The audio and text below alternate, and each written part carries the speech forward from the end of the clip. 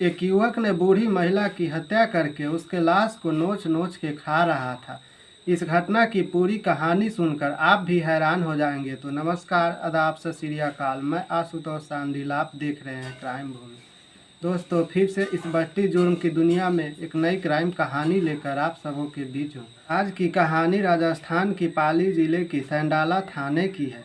26 मई को दोपहर में पुलिस के पास एक फोन कॉल जाता है। एक युवक को हम लोग घेर रखा है। यह युवक ने बूढ़ी महिला की हत्या करके उसके लाश को नोच नोच के खा रहा है। थोड़ी देर के लिए पुलिस को भी यकीन नहीं होता है कि भला ऐसा कोई कैसे कर सकता है, कैसे कोई आदमी ही आदमी का मांस खा सकता है। पुलिस भी इस पे यकीन नहीं कर रही थी। जरूर कोई गांव वाले की गलतफहमी हुई है।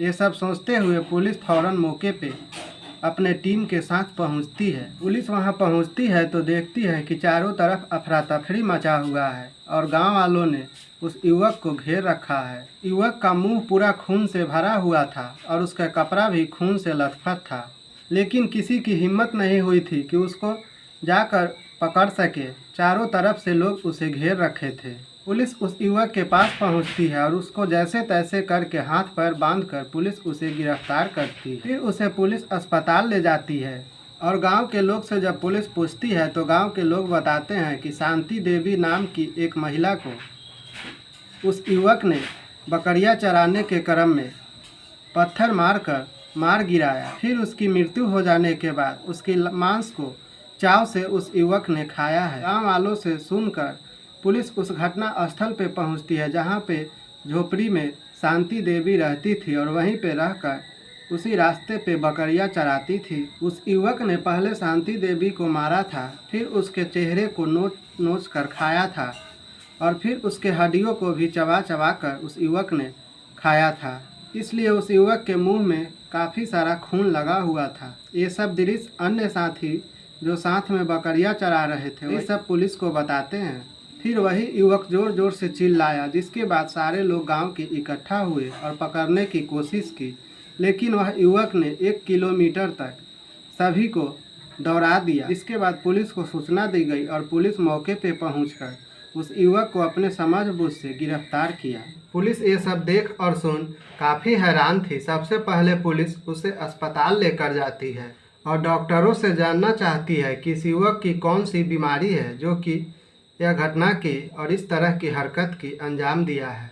यह युवक मानसिक बीमार तो कहीं नहीं है। डॉक्टर पुलिस की बात सुनने के बाद जांच शुरू करता है। इधर पुलिस भी अपना जांच आगे बढ़ाती है, पता करती है कि यह युवक कहाँ का रहने वाला है।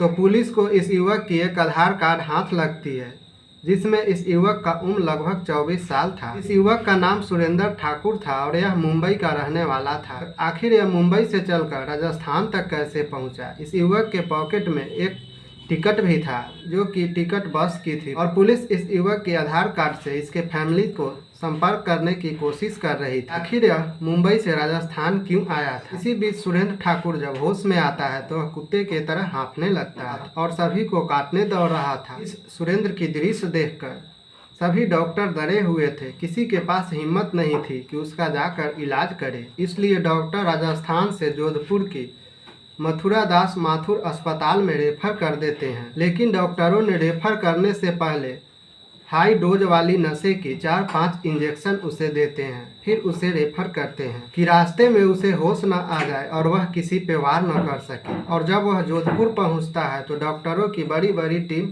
उसके इलाज में लगती है। एक तरफ इधर डॉक्टर चेकअप कर रहा था और दूसरी तरफ पुलिस फैमिली से बातचीत कर रही थी। तो पुलिस को इसकी फैमिली से पता चलती है कि इस युवक को कुछ महीने पहले एक पागल कुत्ते ने काट लिया था। काटने के बाद यह युवक ना इलाज करवाया था और ना ही कोई टीका लिया था, जिसके बाद यह अच्छे खासे युवक की ऐसी हालत हो चुकी थी। और यह युवक 1-2 लोग को दांत भी काटा था। दांत काटने के बाद उस युवक को लोगों ने मारा पीटा भी, जिसके बाद वह युवक घर से और अपने गांव से फरार हो गया। इसके बाद यह मुंबई से राजस्थान पहुंच गया। बाद में इसके फैमिली वालों ने इसका इलाज भी करवाया था। इधर डॉक्टर इलाज के बाद बताते हैं कि हाइड्रोफीबिया नामक इस युवक की बीमारी हो गई है। हाइड्रोफीबिया के साथ में रेबीज भी हो गया है, जिसके बाद इस युवक की ऐसी हालत हो गई है। बीमारी की पता चलने के बाद डॉक्टर इलाज करती है और इसको अस्पताल में ही रखती है। इलाज जारी थी, लेकिन इस युवक की